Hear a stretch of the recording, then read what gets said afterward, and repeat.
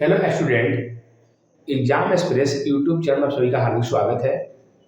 आप सभी लोग आज के क्लास में मैट्रिसेस के क्लास में एक्सरसाइज 3.3 का सॉल्यूशन पाने वाले हैं।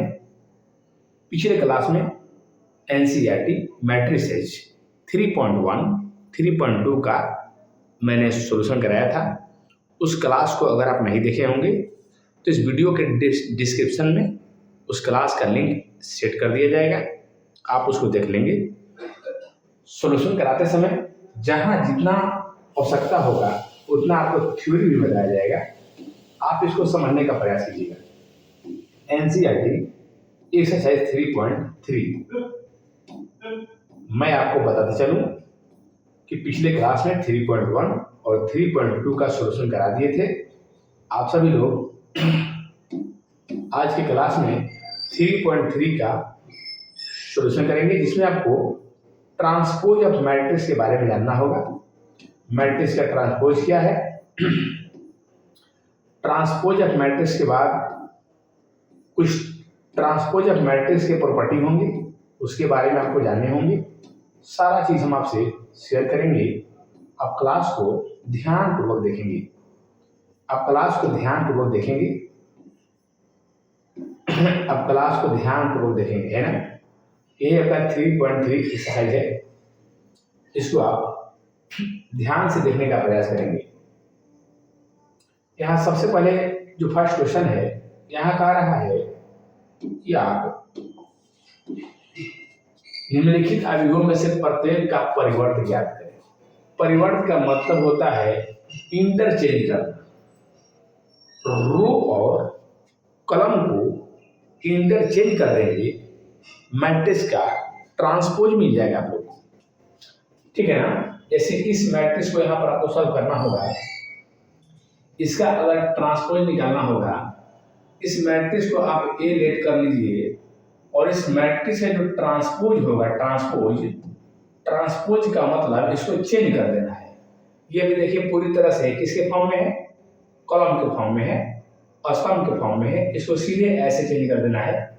ये पंक्ति बन जाएगा तो आंसर हो जाएगा 5, फिर होगा 1/2, 5 होगा 1/2 होगा, 1/2 होगा और फिर -1 होगा। इसको इस तरह से यहाँ पर बंद कर दीजिए और इस तरह से ये आपका जो मैट्रिक्स है ये आप लोग का रो के फॉर्म में आ गया। ये कॉलम है और ये रो है। ये आपका मैट्रिक्स का ट्रांसपोज हो गया। इसको आप मैट्रिक्स ए मानेंगे, इसका ट्रांसपोज आप A' निकालेंगे तो सीधे जो जो एलिमेंट रो में है वो सीधे कॉलम में हो जाएंगे, यानी 1 - 1 और यहाँ पर 2 3 है, यहाँ पर 2 3 हो जाएगा। इसका हो गया ट्रांसपोज। ये कोई ए मैट्रिक्स इसको मान लीजिए, इसको डैश निकालिए आप और यहाँ पर सीधे इसको घुमा दीजिए। जैसे -1 5 6 है, रो में है, सीधे -1 5 6 कॉलम में लिखिए, हो गया ट्रांसपोज। इसको भी बदल लीजिए, √3 5 और 6 है, इसको भी बदल दीजिए, 2 है 3 है और -1 है, बस हो गया ट्रांसपोज। इतनी सी बात है। बात तो आपको समझ में आ रहा है ना बाबू। आगे देखिए बाबू मोरे, यहाँ पर आपको दिया गया मैट्रिक्स ए मैट्रिक्स है, बी मैट्रिक्स है। आपको सत्यापित करना है, प्रूफ करना है कि a + b का होल डैश = a' + b' होता है ना।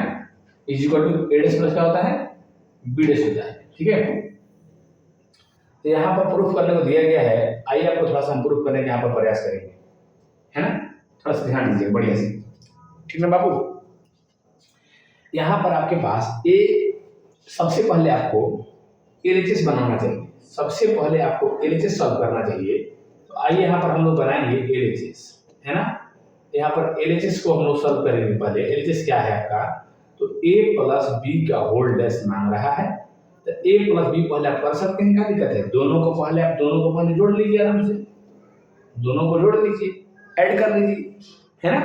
तो दोनों को पहले जब हम ऐड करेंगे तो -1 - 4 आपका -5 मिलेगा, -5 मिलेगा और यहाँ पर 2 और 1 3 मिलेगा। 2 और 1 आपको, जैसे इसको और इसको ऐड करेंगे साथ में, इसको और इसको साथ में ऐड करेंगे तो 2 और 1 क्या मिलेगा, 3 मिलेगा और -3 और -5 मिल के -2 मिलेगा। यहाँ देखिएगा तो 5 और 1 मिल करके आपका 6 हो जाएगा, 7 और 2 मिल करके यहाँ पर 9 हो जाएगा, और 0 प्लस 9 मिल के यहाँ पर भी 9 हो जाएगा, -2 प्लस 1 मिल के आपका -1 हो जाएगा, और 1 प्लस में 3 मिल करके आपका यहाँ पर 4 हो जाएगा, और 1 प्लस 1 मिल के यहाँ पर 2 हो जाएगा, है ना।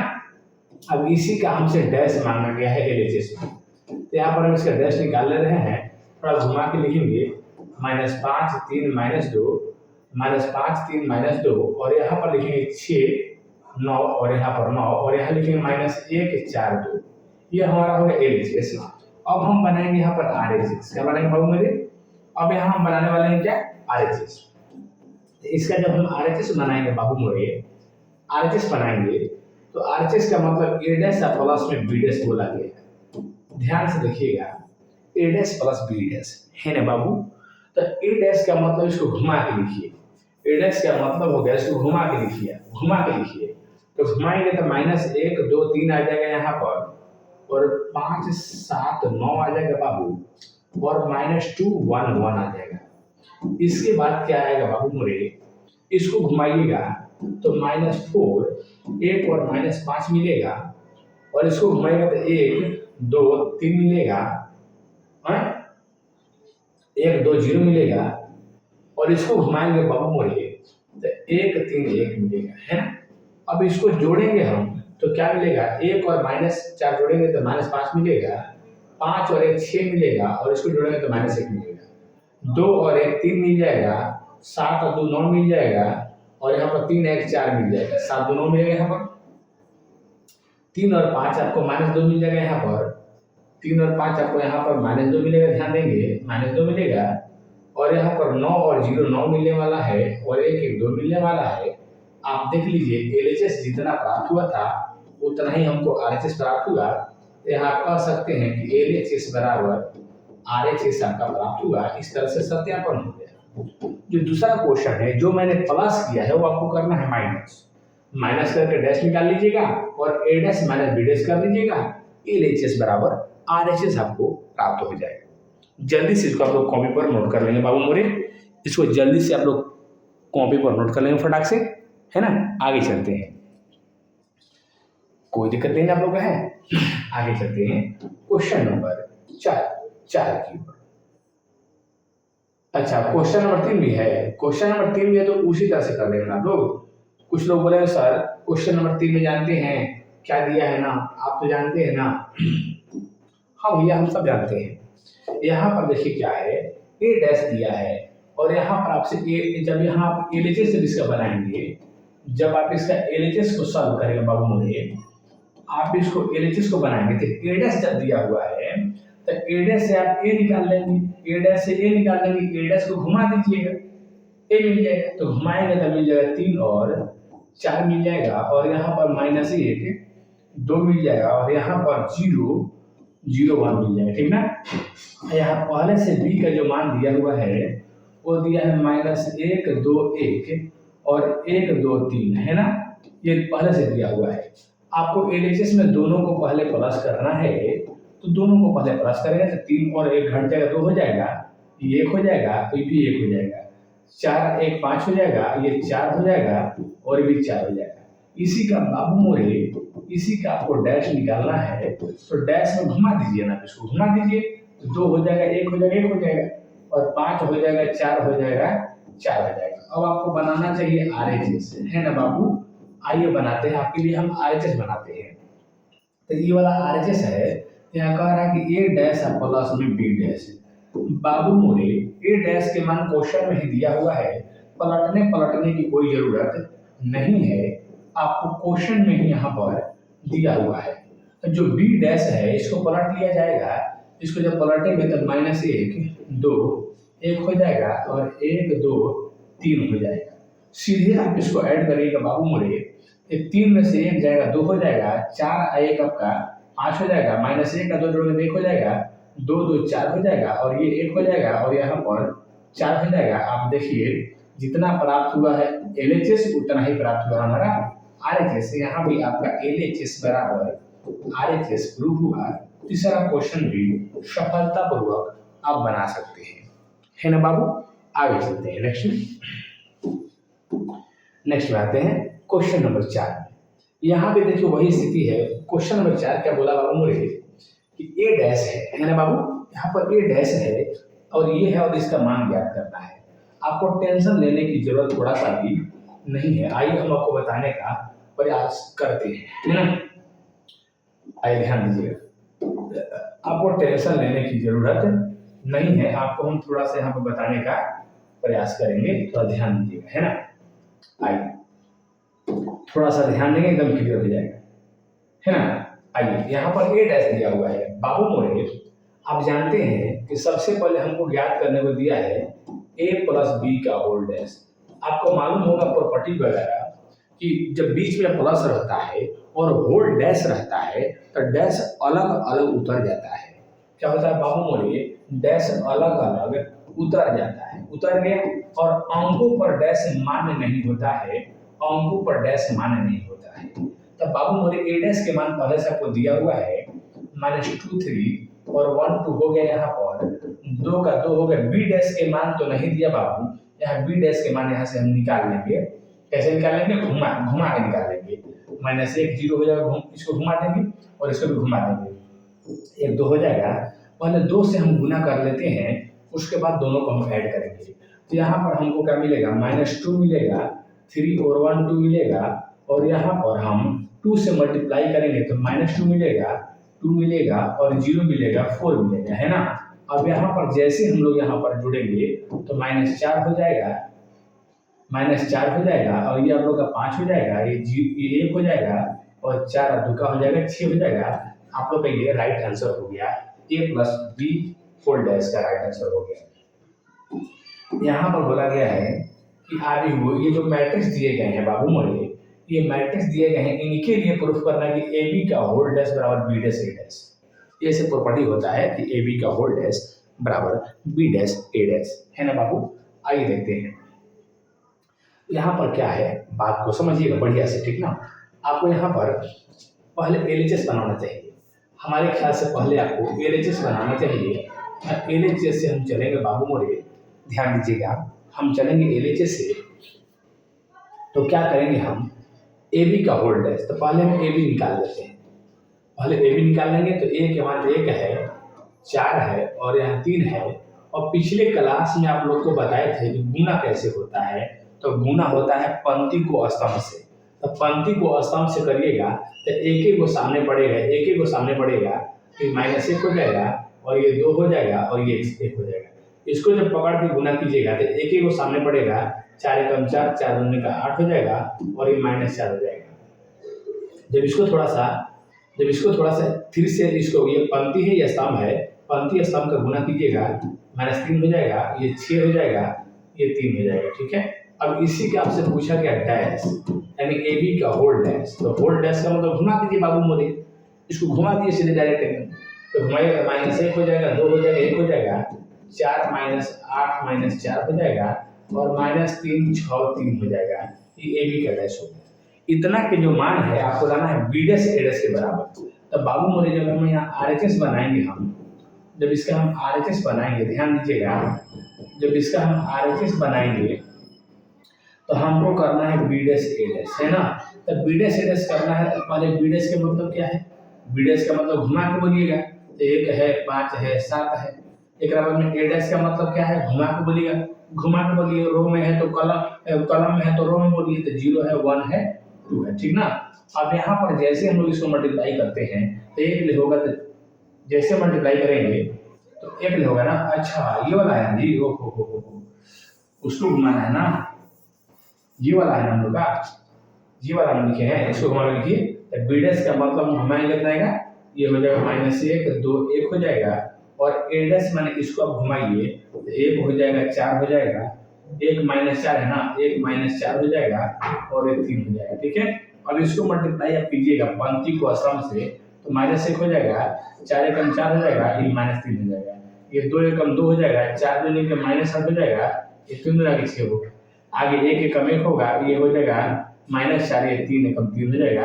राइट आपका देखिए आंसर मैच कर गया होगा। देखिए आपका एलएचएस है, ये आपका आरएचएस है। LHS बराबर RHS है। आई होप कि आपको इतनी सी बात समझ में आया होगा, आपको इतनी सी बात समझ में आया होगा, है ना। बस सीधे मल्टीप्लाई कर देना है, LHS बराबर क्या आ जाएगा, RHS। क्वेश्चन नंबर 6 है। क्वेश्चन नंबर 6 जो बोला है बाबू मोरे, बोला है कि इस तरह से क्या है क्वेश्चन, ए बराबर इतना है तो इतना बराबर आई ले आना है, ठीक है। तो ए बराबर कॉस अल्फा साइन अल्फा है, ध्यान देंगे आप लोग यहाँ पर कॉस अल्फा साइन अल्फा है और minus sine alpha cos alpha है ना। यानी कि आपको तो ए डैश ए इक्वल टू आई लाना है, A dash A equal to क्या लाना है बाबू मोरे, ए डैश ए इक्वल टू आई लाना है, ठीक है। आइए इसको सॉल्व कराते हैं, इस तरह से होगा। थोड़ा ध्यान से देखिएगा, यहाँ पर बस इसको हम यहाँ पर लेते हैं, ठीक ना, ऐ देखिएगा, ठीक है। चलिए ध्यान दीजिए थोड़ा सा, यहाँ पर क्या है आपका जो क्वेश्चन है, ए इक्वल टू आपका है कॉस अल्फा है और यहाँ पर ये आपका साइन अल्फा है, यहाँ माइनस में साइन अल्फा है और यहाँ आपका कॉस अल्फा है, ठीक है। आपको ले आना है A dash A equal to आई प्राप्त कराना है, ठीक है। तो आप चलेंगे LHS से और क्या लाएंगे, आप RHS से लाएंगे। बाबू बोले LHS से चलेंगे तो ए डैश का मतलब होता है, ए डैश का मतलब होता है घुमा के बोलो, ए डैश का मतलब घुमा के बोलिए उसको। तो यहाँ पर हो जाएगा कॉस अल्फा, ये हो जाएगा हम लोग का साइन अल्फा और ये हो जाएगा माइनस साइन अल्फा और ये हो जाएगा हम लोग का कॉस अल्फा, ठीक ना। और यहाँ से जब हम इसको ऐसे करेंगे, मतलब वही सेम नोट करेंगे कॉस अल्फा और ये हो जाएगा साइन अल्फा। इसको घुमा के लिखना था ना, ए डैश को घुमा के लिखना था ना बाबू, ए डैश को घुमा के लिखना था, तो उसको घुमाएंगे तो यहाँ पर हो जाएगा साइन अल्फा, इसको पंक्ति को स्तंभ बना के लिखेंगे ना, और यहाँ हो जाएगा माइनस में साइन अल्फा और ये हो जाएगा कॉस अल्फा। इसको सेम टू सेम नोट कर देना है, साइन अल्फा और इनटू में कॉस अल्फा। ध्यान दीजिएगा, यहाँ पर इसको जो मल्टीप्लाई करना होता है, कलम रो को कलम से मल्टीप्लाई करते हैं, रो को सीधे कलम से मल्टीप्लाई करते हैं और मल्टीप्लाई करके हम यहाँ लिखेंगे cos into cos is equal to हो जाएगा cos square alpha minus minus plus, आगे वाला ऊपर वाला से पिछला नीचे वाला से, आगे वाला ऊपर वाला से पिछला नीचे वाला से। तो यहाँ पर जैसे हम मल्टीप्लाई करेंगे तो क्या मिलेगा, कॉस कॉस कॉस स्क्वायर मिल जाएगा और sine sine minus minus plus होकर के आप लोग को साइन स्क्वायर मिलेगा।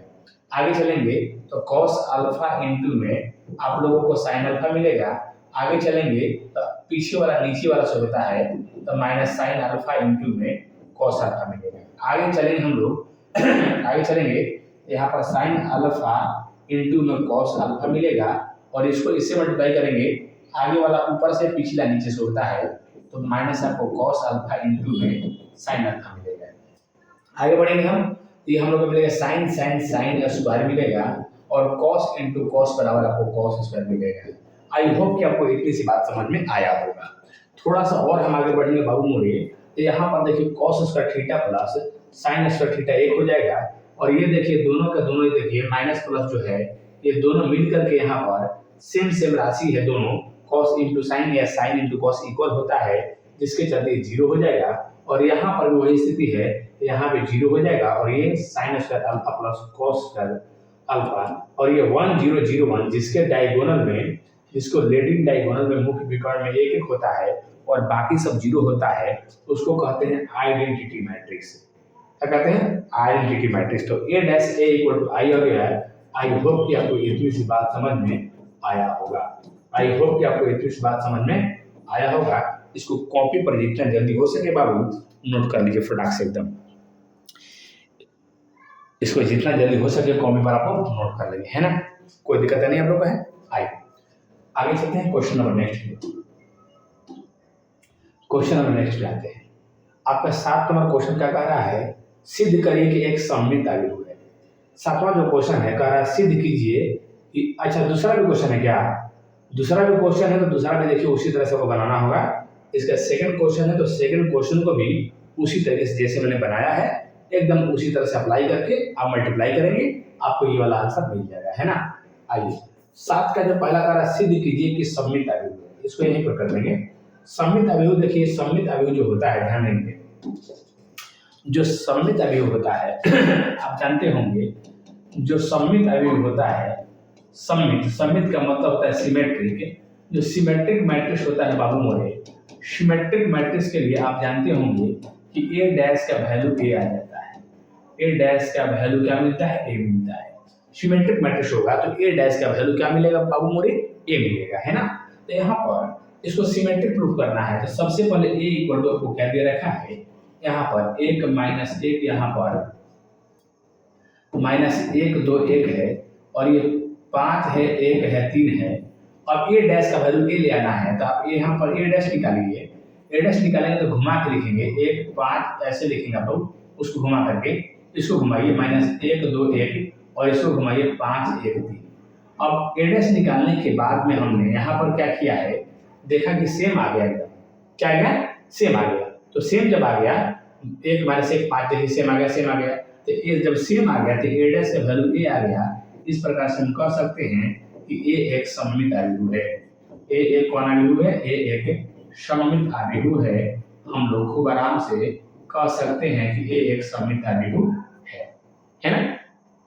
इतना से ध्यान रखिएगा।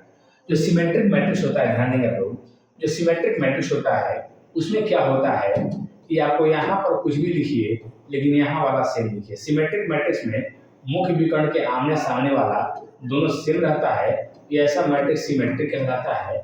ऐसे ही मैट्रिक्स को हम लोग सिमेट्रिक कहते हैं, सममित आव्यूह कहते हैं। ध्यान रखेंगे, कोई मैट्रिक्स इस तरह से होगा, यहाँ पर कुछ भी रहे और यहाँ पर ये सेम सेम रहे, इसको छोड़ करके आमने सामने वाला बराबर रहे, वो सिमेट्रिक होता है। 3 ऑर्डर में लिखेंगे हम, यहाँ पर 1 2 3 मान लीजिए है, 2 है, 7 है, यहाँ 10 है, 3 है, यहाँ पर 10 है, यहाँ पर 2 है। देखिए मुख्य विकर्ण को छोड़ दिया जाए तो आमने सामने वाला बराबर है। देखिए 2 और 2 बराबर है, 3 और 3 यहाँ बराबर है, 10 10 बराबर है। ऐसे मैट्रिक्स को हम लोग सिमेट्रिक मैट्रिक्स कहते हैं। यहाँ में देखिए पहले से क्वेश्चन में भी आपको दिखाई दे रहा था ये सिमेट्रिक मैट्रिक्स है। यहाँ पर देखिए सेम है, ये वाला सेम है, ये वाला सेम है। इस तरीके से जब रहता है उसको हम लोग देखते ही बोल देते हैं सिमेट्रिक मैट्रिक्स। क्या बोल देते हैं, सिमेट्रिक मैट्रिक्स। आइए इस क्वेश्चन को कह रहा है कि यहाँ पर सिद्ध कीजिए कि विषम सममित आव्यूह है। बाबू मोरे, जो विषम सममित आव्यूह होता है, ध्यान देंगे, जो विषम सममित होता है इसको हम लोग कहते हैं स्क्यू सिमेट्रिक मैट्रिक्स। क्या कहते हैं, इसको हम लोग स्क्यू सिमेट्रिक बोलते हैं, इसको हम लोग स्क्यू सिमेट्रिक बोलते हैं, ठीक ना। इसको स्क्यू सिमेट्रिक बोलते हैं। इसमें ए डैश का वैल्यू -a के बराबर आना चाहिए। ए डैश का वैल्यू क्या आना चाहिए, ए डैश का जो वैल्यू है -a के बराबर इसमें आना चाहिए। उसको हम कहते हैं स्क्यू सिमेट्रिक मैट्रिक्स। क्या बोलते हैं बाबू, स्क्यू सिमेट्रिक मैट्रिक्स, है ना। तो यहाँ ए डैश का वैल्यू -a आना चाहिए। तो यहाँ पर ए डैश का वैल्यू जो -a आना चाहिए बाबू मोरे, हम क्या करेंगे, बात को समझिएगा। ए डैश का वैल्यू -a के बराबर आना चाहिए। तो ए डैश का वैल्यू जो -a के बराबर आएगा तो हो जाएगा बस। तो ए का वैल्यू मेरे पास यहाँ पर दिया हुआ है, क्या है, 0 है, 1 है, -1 है, -1 है, 0 है, 1 है, 1 -1 यहाँ पर 0 है। और इसका हम डैश निकालेंगे बाबू मोरे तो घुमा देंगे, 0 1 -1 आ जाएगा, इसको घुमा देंगे ये आ जाएगा, और इसको घुमा देंगे ये आ जाएगा। और यहाँ पर हम थोड़ा सा माइनस कॉमन निकालेंगे तो जो पहले से माइनस है उसको वो प्लस हो जाएगा, और जो पहले से प्लस होगा हो जाएगा माइनस हो जाएगा। चेंज होगा तो 0 हो जाएगा, 1 हो जाएगा, -1 हो जाएगा, और ये -1 0 ये 1 हो जाएगा, ये -1 यहाँ पर 0 हो जाएगा, ठीक ना। तो देखिए ए डैश मैंने निकाला तो वही ए आ गया, फिर से देखिए आगे मिला लीजिए आप लोग। तो ए डैश का वैल्यू यहाँ पर माइनस कॉमन निकालने पर प्राप्त हो रहा है। इसलिए हम कह सकते हैं कि ए एक विषम सममित आव्यूह है, ए एक विषम सममित आव्यूह है। ध्यान रखेंगे, ए एक विषम सममित आव्यूह है। ए कौन सा आव्यूह है, ए एक विषम सममित, ए एक विषम सममित आव्यूह है। ध्यान रखेंगे, A is a skew symmetric matrix, A is a skew symmetric matrix. ठीक है, बात समझ में आ रहा है। ए डैश का वैल्यू -a आ जाएगा तो आप लोग का हो जाएगा विषम सममित आव्यूह। 8 नंबर क्वेश्चन में क्या कह रहा है, इस सत्यापित कीजिए कि a प्लस a डैश एक सममित आव्यूह है, ठीक ना। 1 5 6 7 है, 1 5 6 7 है, और a plus a dash symmetric है, और a माइनस a डैश एक स्क्यू सिमेट्रिक है। ये सममित है और ये विषम सममित है, आपको शो करना है। 1 5 6 7 मैट्रिक्स दिए गए हैं। आइए आपको देखते हैं 1 5 6 7 मैट्रिक्स में क्या है, ठीक ना। ठीक है, आइए तो यहाँ पर ए बराबर आपको क्या दिए थे, ए बराबर आपको दिए गए थे 1 5 और 6 7 दिए गए थे। और यहाँ हमसे पूछा गया है कि प्रूफ कीजिए कि a प्लस a डैश जो है सममित होगा। तो पहले यहाँ पर हम a डैश निकाल लेंगे बाबू मोरे, a डैश निकालेंगे तो 1 हो जाएगा, 5 हो जाएगा, 6 हो जाएगा, 7 हो जाएगा, नहीं 1 5 6 7 हो जाएगा।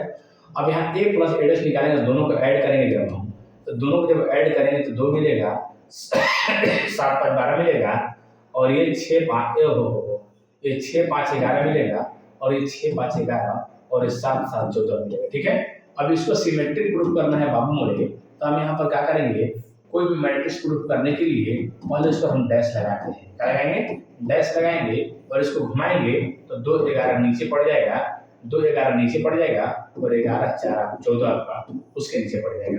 तो a प्लस a डैश मैंने फाइंड किया, फिर से हमको वही क्वेश्चन मिल गया।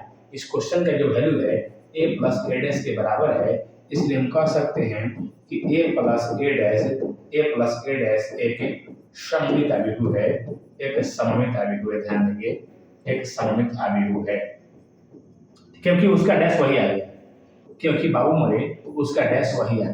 क्या आ गया, उसका डैश वही आ गया। यानी कि कोई भी आपको मैट्रिक्स को ध्यान देंगे, कोई भी आपको मैट्रिक्स से ध्यान देंगे, एनीबॉडी कोई मैट्रिक्स है, इसका डैश लगा दीजिए और वही मैट्रिक्स पुनः आपको प्राप्त हो गया, तो ये हो जाता है सममित। उसका डैश अगर वही मिल गया, ये हो जाता है सममित, ये हो जाता है सममित। ध्यान देंगे, तो उसका मैंने डैश निकाला वही आ गया, इस कारण से सममित हो गया।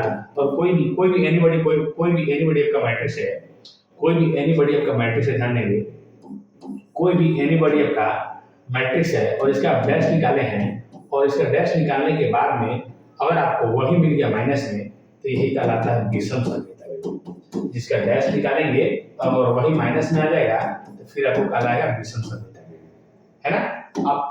अब हमसे यहाँ पर दूसरा क्वेश्चन क्या पूछा गया था, ध्यान दीजिएगा। हमसे यहाँ पर दूसरा क्वेश्चन क्या पूछा गया था, ध्यान दीजिएगा। हमसे जो दूसरा क्वेश्चन पूछा गया है, वो बोला गया है कि प्रूफ कीजिए कि a माइनस a डैश विषम सममित अभिभु होगा।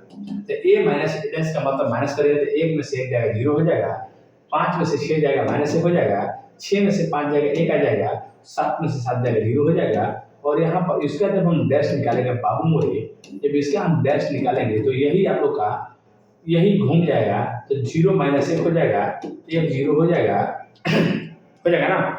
अब इसके बाद यहाँ पर a माइनस a डैश का होल डैश में से हम और माइनस को कॉमन निकालते हैं, तो 0 तो 0 हो जाएगा, ये माइनस 1 हो जाएगा, a प्लस 1 आपका 0 हो जाएगा। और यहाँ पर a डैश का होल डैश जो आया, माइनस निकालने के बाद में क्वेश्चन मैच कर गया। अब क्वेश्चन का जो नाम है a माइनस a डैश है, तो मैंने जिस पर डैश लगाया वही आ गया निगेटिव में बाबू मोरे, तो यहाँ पर वही निगेटिव में आ गया। इस कारण से हम कह सकते हैं कि a माइनस a डैश एक विषम सममित अभिभु है, एक विषम सममित अभिभु है, एक आपका ये विषम सममित अभिभु है, विषम सममित अभिभु है। इतना आप लोग ध्यान रखेंगे, है ना। इतना आप लोग ध्यान रखना है कि a प्लस a डैश सममित होता है और a माइनस a डैश विषम सममित अभिभु होता है। आई होप कि आपको इतनी सी बात समझ में आया होगा, है। कोई दिक्कत नहीं ना बाबू, कोई आपको समस्या नहीं है, कोई भी समस्या आपको होना नहीं चाहिए, है ना। आगे चलते हैं, नेक्स्ट में आते हैं, ठीक है ना। आइए, 9 नंबर क्वेश्चन कह रहा है कि आपको a बराबर दिया है, तो इसका वैल्यू ज्ञात करना है। 1/2 a प्लस a डैश और फिर 1/2 a minus a dash. 0a भी दिया है, 0ab दिया है, माइनस a 0c दिया है, ठीक है। 0ab है और माइनस a 0c है, माइनस bc 0 है ना। तो यहाँ पर आपको पहला लाइन में ab है, अगला लाइन में ac है, और नेक्स्ट लाइन में क्या है, bc है। 1/2 a प्लस a डैश और फिर 1/2 a माइनस a डैश हमको फाइंड करना है, ठीक है। a हमको फाइंड करना है, तो कोई दिक्कत वाली बात तो आपको नहीं होना चाहिए, कोई दिक्कत वाली बात नहीं होना चाहिए। यहाँ पर ध्यान से बात को समझिएगा, है ना। आपको जो मैट्रिक्स दिया गया है, 0 a b दिया गया है, 0a b दिया गया है, फिर आपको माइनस a 0c दिया गया है, माइनस a माइनस b यहाँ पर 0 दिया गया है, यही ना है। यही आप लोग का मैट्रिक्स है, सॉरी bc सेट है, यहाँ पर शायद bc है, माइनस b माइनस c है, माइनस b माइनस c है। एक बार और क्वेश्चन देख लेते हैं क्या है, एक बार और क्वेश्चन को देख लेते हैं क्या है ना। हाँ यहाँ पर बी सी है, ठीक ना। चलिए अब यहाँ पर ध्यान देंगे तो आपको यहाँ पर ए इज इक्वल टू क्या है, आपको 0 AB है, 0 AB है, -A 0 C है और -B - C यहाँ पर 0 है ना। है आपसे इस ए डैश निकाल लीजिए, पहले आप ए डैश निकालेंगे तो 0 हो जाएगा, ए हो जाएगा, यहाँ बी हो जाएगा और यहाँ -A हो जाएगा, 0 C हो जाएगा, घूम जाएगा और यहाँ पर -B - C यहाँ पर 0 हो जाएगा, है ना बाबू मोरे। अब आपको क्या करना है, कुछ तो नहीं करना है, एकदम आराम से। यहाँ पर पहला क्वेश्चन से बोला गया 1/2, ध्यान देंगे 1/2 a plus A dash 1/2 a plus A dash, तो 1/2 रखिए।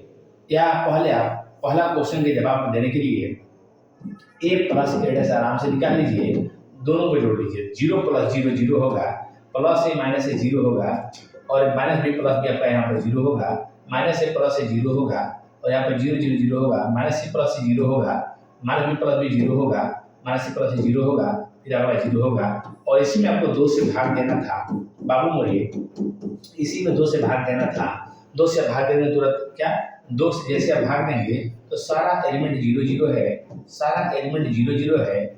जैसे आप 2 से भाग करेंगे आपका आंसर आपका आंसर सबका 0 0 आंसर होगा, 0 0 0 0 0 0 और यहाँ भी 0 0 0 मिलेगा, सब आपको 0 0 मिल जाएगा। दूसरा जो क्वेश्चन बोला है कि a - a डैश के हाफ निकालिए, तो a - a डैश का मतलब माइनस कराएंगे, 0 में से 0 जाएगा 0, a और माइनस प्लस हो जाएगा, यहाँ पर 2a हो जाएगा, ये 2b हो जाएगा, यहाँ -2a हो जाएगा, ऐड करेंगे तो ये 0 हो जाएगा, ये माइनस प्लस पर 2c हो जाएगा और ये -b, ये आपका -b - 2b हो जाएगा, ये आप लोग का माइनस में 2c हो जाएगा और ये आप लोग का 0 हो जाएगा और इसके बाद में 1/2 a - a डैश करना है बाबू मोरे। तो 1/2 a - a डैश करेंगे तो 0 - 0 यहाँ पर है 0, सॉरी यहाँ पर -2c है ना, -2c है, ये वाला c वाला c। अब यहाँ पर जैसे हम लोग यहाँ पर एक मिनट ध्यान देंगे, यहाँ पर जैसे 1/2 हम लोग लिखेंगे, 0 यहाँ पर 2a और यहाँ पर 2b, यहाँ पर भी 2a और यहाँ 0 यहाँ पर 2c और ये -2b, ये -2c 0। 2 से जैसे यहाँ पर डिवाइड कीजिएगा, आप लोग जैसे 2 से डिवाइड कीजिएगा सब 2 आउट हो जाएगा, 0 a b -a 0 c -b -c 0। आपका फिर से वही क्वेश्चन प्राप्त हो जाएगा, फिर से क्वेश्चन प्राप्त हो जाएगा। इतना ही आंसर लिखिए या यहाँ पर क्वेश्चन डाल दीजिए, क्वेश्चन मेरा देखिए ये प्राप्त हो गया फिर से। तो कुछ नहीं है, जो क्वेश्चन दिया था, जो बोला था वो काम किया गया, प्लस करके हाफ करना था, यहाँ माइनस करके हाफ करना था, काम समाप्त हो गया, है ना। आगे हैं अगला क्वेश्चन की ओर, है ना। चलिए अगला जो क्वेश्चन ध्यान दीजिएगा, नेक्स्ट जो क्वेश्चन का रहा है, कह रहा है कि निम्नलिखित अभियोग को सममित अभियोग एक विषम सममित अभियोग के योग के रूप में प्रदर्शित करें, है ना। जो मैट्रिक्स दिए गए हैं इसको योग के रूप में प्रदर्शित करना है। अभी आप लोगों ने देखा कि एक मैट्रिक्स था और इसको मैंने बनाया तो सममित अभियोग आया और इसको मैंने बनाया तो विषम सममित अभियोग आया। यहाँ भी कारण निम्नलिखित अभियोग एक सममित अभियोग तथा विषम सममित अभियोग की योगफल के रूप में व्यक्त करेंगे। एक सममित हो जाए, जैसे जादूगर एक सिक्का से 2 सिक्का बना देता है, उसी तरह से आपको एक मैट्रिक्स से 2 मैट्रिक्स बना देना है। एक मैट्रिक्स से आपको 2 मैट्रिक्स बना देना है, एक हो जाना चाहिए सममित और एक हो जाना चाहिए विषम सममित। देखिए एक a प्लस a डैश लगा देंगे, हम अप्लाई कर देंगे 1/2 a प्लस a डैश और यहाँ भी अप्लाई कर देंगे 1/2 a माइनस a डैश। दोनों के जैसे हम यहाँ पर हमको पता है ये वाला होता है सममित, ये होता है सममित और ये होता है विषम सममित। अभी हम बनाए थे तो हमको मालूम चला था ये सममित है और विषम सममित है। 2 एलसीएम लेंगे तो a प्लस a डैश हो जाएगा और यहाँ पर a माइनस a डैश हो जाएगा, ये दोनों आउट हो जाएगा और यहाँ पर 2a = 2 यानी आंसर आपका a आ जाएगा। तो एक मैट्रिक्स प्राप्त हो जाएगा और इसी मैट्रिक्स के 2 फॉर्म में लिखेंगे, एक सममित अभियोग एक विषम सममित अभियोग के योगफल के रूप में लिखना है। बाबू मोरे आपका 3 5 माइनस, यहाँ क्वेश्चन जो है 3 5 - 1 2 कोटि का है या 3 कोटि का है, कोई कोटि का बना सकते हैं। अप्लाई एक ही करना है, रूल एक ही अप्लाई करना है। 3 5 1 माइनस 1 है, 3 5 1 माइनस 1 है। देखते हैं कैसे बनेगा। आइए, यहाँ पर जो दिया हुआ है, यहाँ पर 3 5 1 माइनस 1 है, यही है आपका यही मैट्रिक्स। इसमें क्या करना आपको है कि एक सममित अभिव्यक्ति, एक विषम सममित अभिव्यक्ति योग के रूप में लिखना है। तो ये मैट्रिक्स आपको दे रखा है, आप धीरे से ए डैश निकाल लीजिए। ए डैश निकालेंगे तो हो जाएगा 3 और नीचे हो जाएगा 5 और ये माइनस 1 हो जाएगा बाबू मोरे। अब इसके बाद क्या करना है कि आपको सबसे पहला काम जो है, सबसे पहला जो काम है, फर्स्ट केस में आप ए प्लस ए डैश निकालेंगे, है ना। तो दोनों को जोड़ेंगे तो 6 हो जाएगा, 6 हो जाएगा, 6 हो जाएगा माइनस 2। इसका हाफ निकाल लीजिए, इसका हाफ निकाल लीजिए।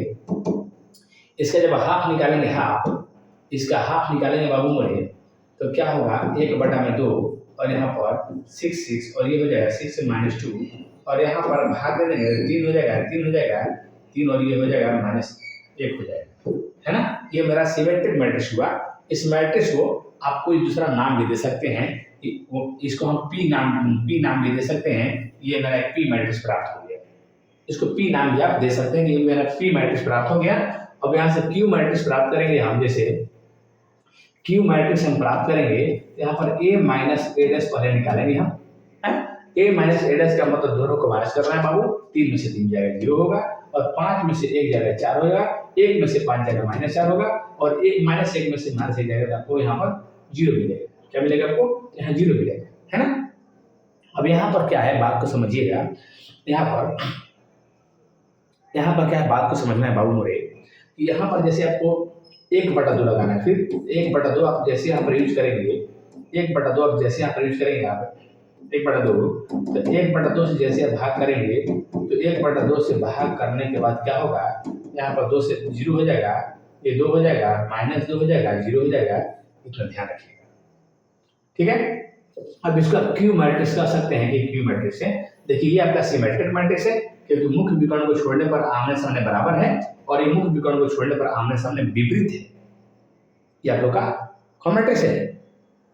ये विषम सममित है और ये आपका सममित भावी है और इसी को योग के रूप में दिखाना है। इसी को बोला है कि योग के रूप में दिखाइए या योगफल रूप में दिखाइए। योगफल रूप में आप एक मैट्रिक्स को पी दे दीजिए और क्यू दे दीजिए। मैट्रिक्स पी प्लस क्यू, यानी पी वाला है सममित है, क्यू वाला है विषम सममित। तो 3 और 3 माइनस 1 और यहाँ आप अप्लाई कर दीजिए क्या 0 2 माइनस 2 0, है ना। ये आप लोग का राइट आंसर हो जाएगा। इसको जोड़ेंगे तो क्वेश्चन मिलेगा 3 + 0 3 और 3 2 5 और माइनस 1 और 3 और माइनस 2 1 हो जाएगा और माइनस 1 + 0 आपका माइनस 1 हो जाएगा। तो यही मैट्रिक्स है। इसको खोल करके 2 मैट्रिक्स में किया गया, जो कि एक आ गया सिमेट्रिक, एक आ गया एंटी सिमेट्रिक।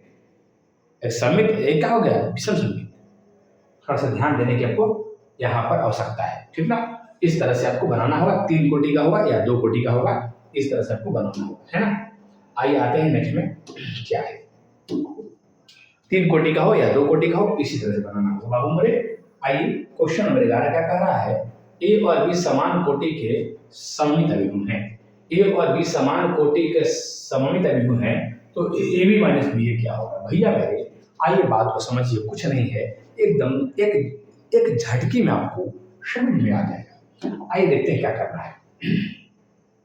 कह रहा है यहाँ ए और बी समान कोटि के सममित अभिगुण है। यहाँ पर फोकस बनाइए, ए और बी समान कोटि के सममित अभिगुण है।